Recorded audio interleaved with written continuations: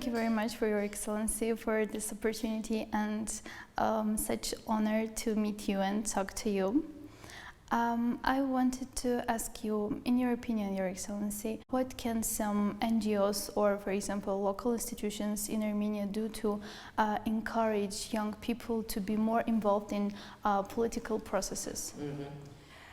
Well, I think there are quite some NGOs who really try to work together with young people. The first thing is to give them the freedom to develop an opinion and to stand up for it, and really to exercise a little bit what you can do. For us it is very important, you know, the young European ambassadors are exactly this idea, to bring together young people from the 6 Eastern Partnership countries, and then also to give them the opportunity to have meetings, now only online, but later I think we will go back to normal, in Brussels or other places, to exchange views on their own future. So we have a big program which is called EU for Youth, and within this project we since 2018 we have I think seven projects we started, and we will have 2 additional which will start soon, which are especially enabling young people in the field of education, but also to support them if they want to build a business, to have a start-up, really to develop their creativity and their ideas, to be a vibrant part of this society. So this is for us very important, and we work naturally together with the other international institutions, the UN institutions, because we all want to develop young people to follow their own dreams and really to make their own choice. I think this is very important. Yes, I definitely agree.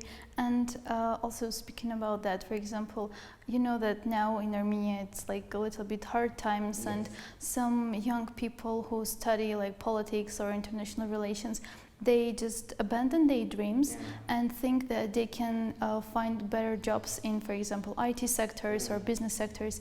So, Your Excellency, what would you recommend of those people, like to encourage them and continue their path in politics? As a first of all, I think to go into politics on whatever level, yeah, is always better if you start rather young. So you start to be engaged in an NGO, or you decide, in Germany for example, there are always youth organizations of political parties. Here you have also some, not for every party I would say.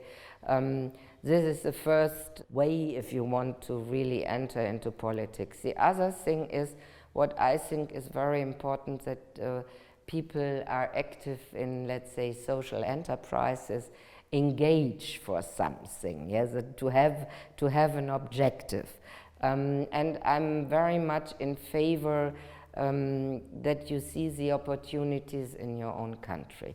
I'm well aware, and it is not only a bit hard, I think it is really a very difficult period for this country. But there is only one way out, and this is to build a better future, which means on one hand naturally to end the conflict, but on the other hand to think of Armenia, you have really to recover. You have to recover socially, you have to recover economically, you have to recover mentally. Means you need objectives, you need ideas, you need visions. And the motor of this are often young people, because they are not yet in all these conventions we are, and all the difficulties, how you organize the household together with, they have dreams.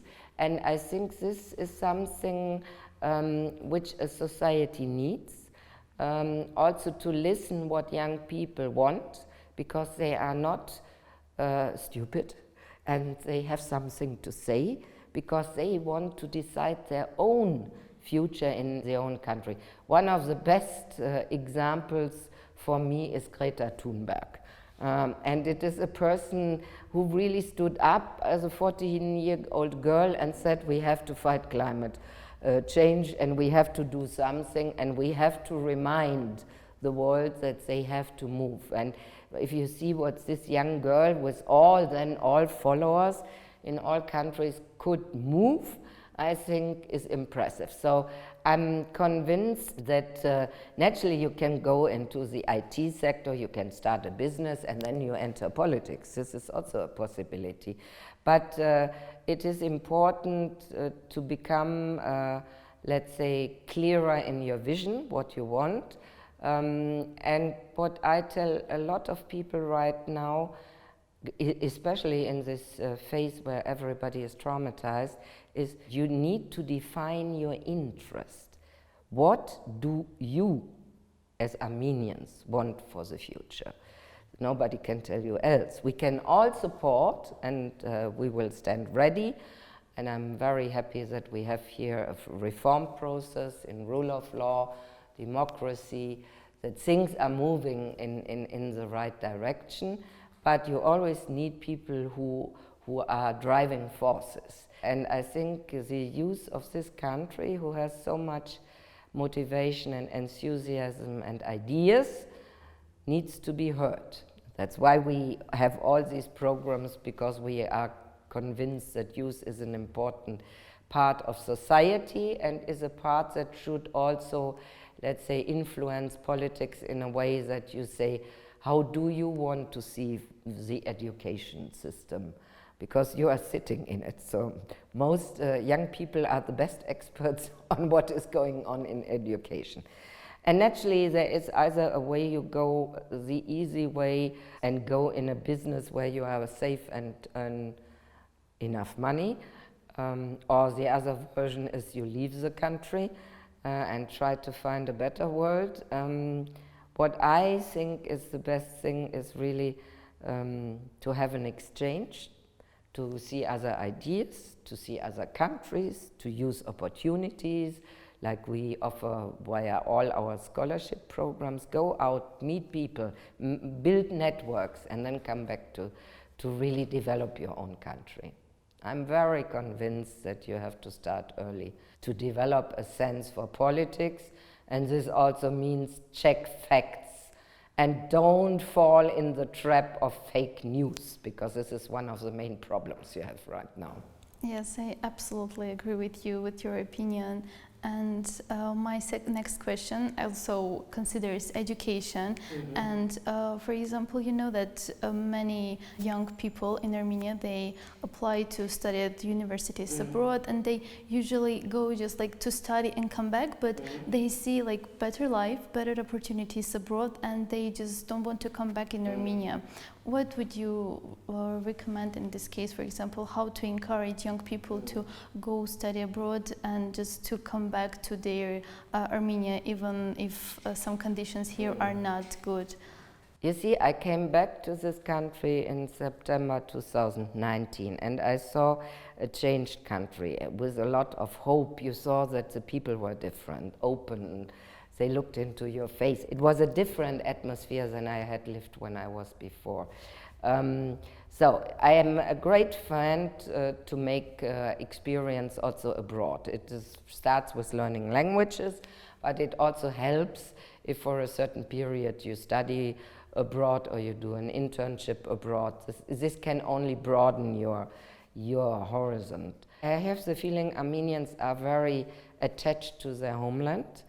And it is again something, it is a sign that you have hope in your own country. Naturally, I cannot advise others what they want to do, but I think at a certain stage to go away is fine. To come back is important. You need to have roots, and the roots are normally your own home country. And this means, what do we have to do? We have to work together on an economic recovery that convinces people that it is a good thing to stay here. And when I was here 2019 and we had so many of these wonderful ideas before we all ended up in the pandemic, I had the impression that people were enthusiastic. Now you have to go over this very, very difficult phase. And it is always an easy solution to say, oh, I leave, I will find a better life. First of all, it is also difficult, it is not that easy.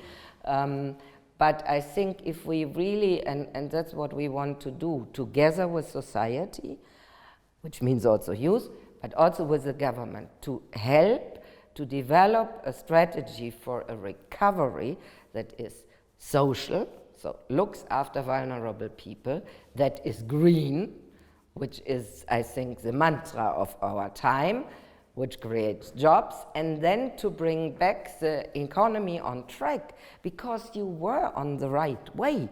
And certain problems we see now is because you are considered a middle income country. It's not that you see you are the least of the countries.